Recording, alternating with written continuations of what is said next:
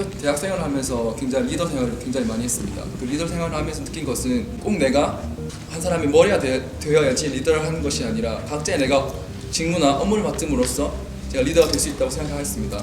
주인의식은 모든 직무에 다 포함되는 거 아닌가요? 그렇죠? 꼭 경영 기획에서만 제일 중요한 이게 핵심 역량이다라고 보기에는 조금 저는 좀 맞지 않다라고 생각하는 거고요. 이게 이런 공통적인 거, 법령적인 거 빼놓고는 어떤 게 중요하다고 판단하십니까? 다음은 문제 해결 능력이라고 생각합니다.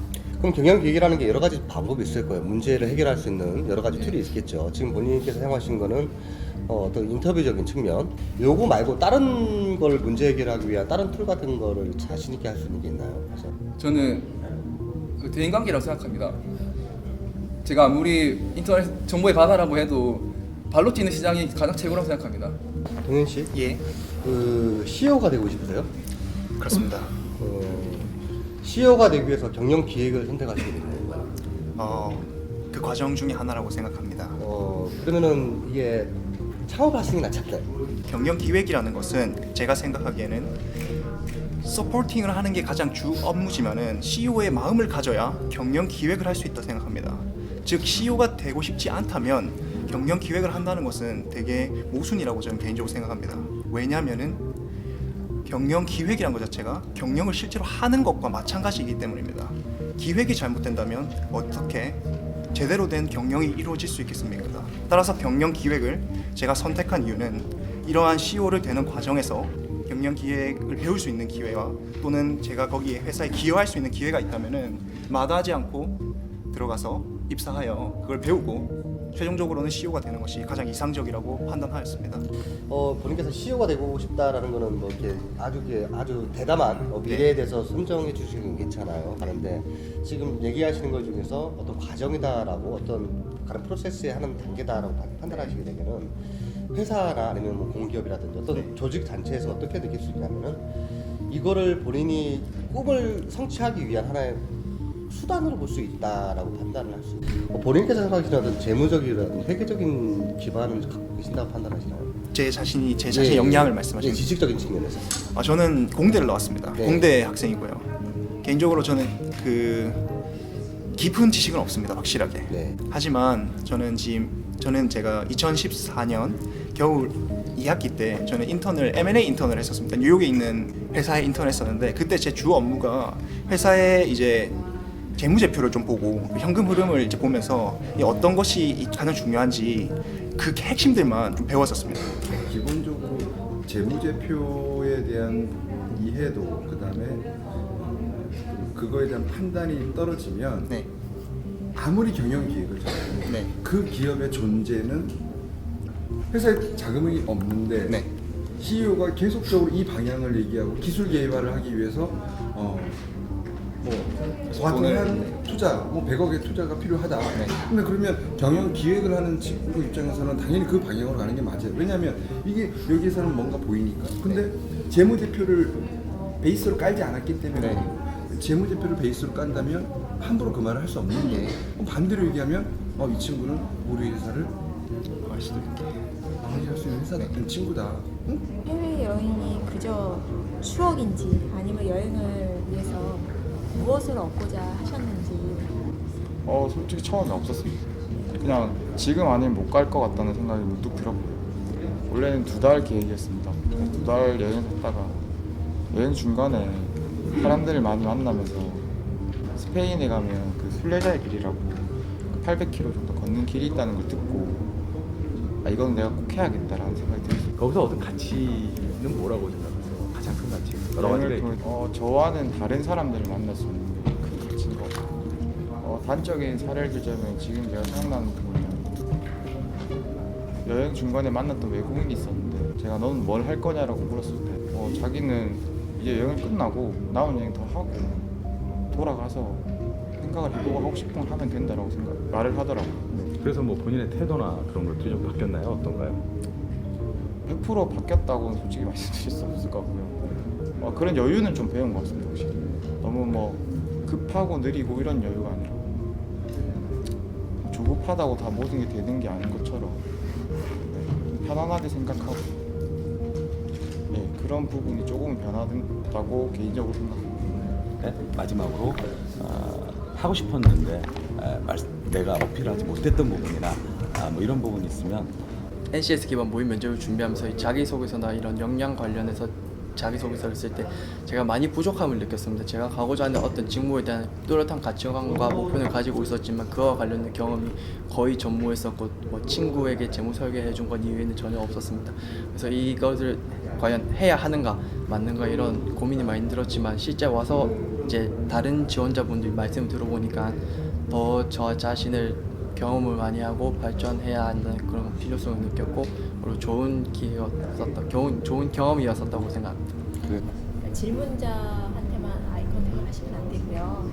그러니까 면접위원들은 골고루 아이 컨택 하셔야 되는데요. 곁눈질로 하시는 건 안 됩니다. 몇 분이 그렇게 하셨거든요. 항상 그것도 같이 움직이셔야 되거든요.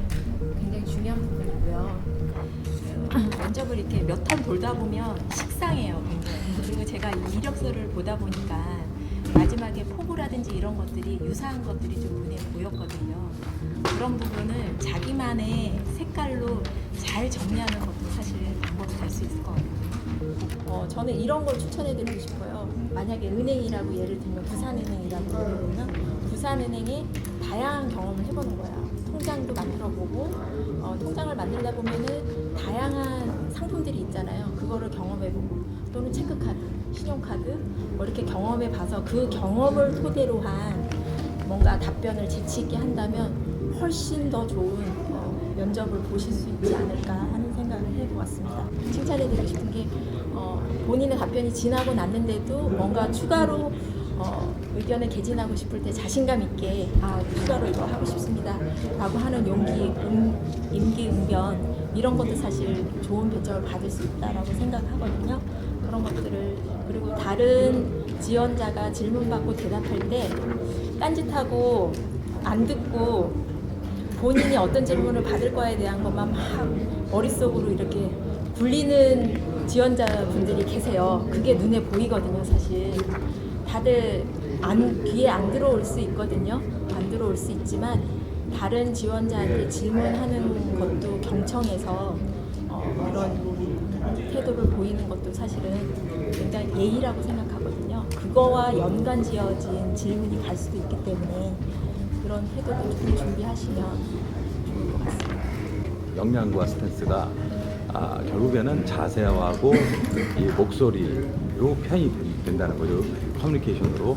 근데 그때 목소리가 너무 작고 말이 너무 늘어지거나 이렇게 되면은 그런 걸 알면서도 면접하는 사람들 입장에서는 조금 좀 지루해지고 조금 뭔가 이렇게 그러니까 인식하고 시각하고 미스매치가 일어나요. 그러면서 좀 이제 판단이 좀 흐려질 수가 있겠죠. 그래서 그런 부분을 좀 교정을 했으면 좋겠고. 좀 어설픈 지식으로 뭔가 답변을 하면 오히려 그게 독이 될 수 있어요.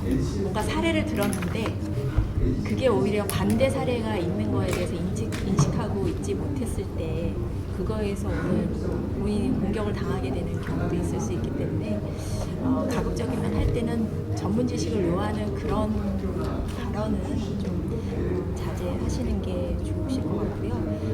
그리고 어느 직원 같은 경우는 그 자격증에만 몰입해가지고 입사해서 사실 실패하는 사례도 많아요. 왜 그러냐면 업무와 접목해서 업무가 우선이 돼야지 자격증 스펙이 사실 우선이 되면 안 되거든요.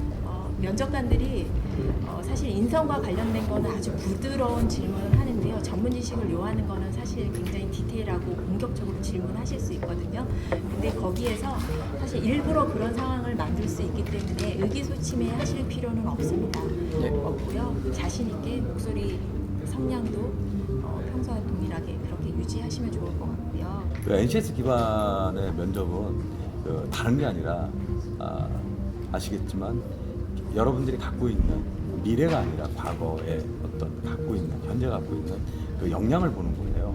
그러니까 곧 그 케이스 같은 그 성공 스토리가 있지 않습니까? 거기에 역량이 여러분들이 기술을 해놓은 거고 그 역량에 대해서 면접하는 분들이 약간 디테일하게 들어가면서 확인하는 겁니다. 어떤 정보 능력, 처리 능력, 의사결정, 그다음에 협업 이런 것들을 좀 보는 거거든요.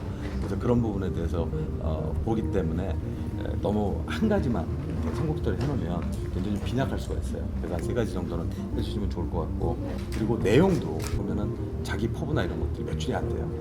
이거는 굉장히 좀 감점이나 뭐 이렇게 좀 안 좋게 될 수가 있어요. 오타가 또 있으면 안 됩니다. 그리고 더 중요한 건 외래어 쓰실 때 사회적으로 서로 합의된 그런 어떤 그런 규범이나 가치에 대해서 같이 좀 해주셔야 되거든요. 눈에 이렇게 보면 거슬리거든요. 왜냐하면 좀 면접하신 분들은 그 분야에서 오래 있었고 했던 분들이라 그런 분들이 그런 부분을 좀 챙겼으면 좋을 것 같아요. 아까 제가 이제 성공 사례나 좀 어려웠던 점 극복하는 말씀을 주셨는데 그건 왜 드렸냐면 다른 성공 케이스에 대한 질문도 마찬가지지만 여러분들이 갖고 있는 그 역량을 좀 보고자 하는 거예요. 주인이시든 리더십이든 어떤 걸 보고자 해서 질문을 드렸던 건데, 그러면 구체적인 팩트를 기반으로 해서 말씀해 주셔야지 제가 그걸 끄집어낼 수가 있거든요. 근데 대부분 다 좀 모호하게 좀 두리뭉실하게 좀 답변하셨어요. 그리고 여러분도 목표가 내가 갖고 있는 나만의 차별화된 어떤 역량을 보여주는 게 목표거든요. 지금 저희한테 어필하는 게. 근데 그런 부분이 조금 좀 잘 안 보였어요. 그래서 그런 부분에 대해서 좀 생각을 해주시면 좋을 것 같고.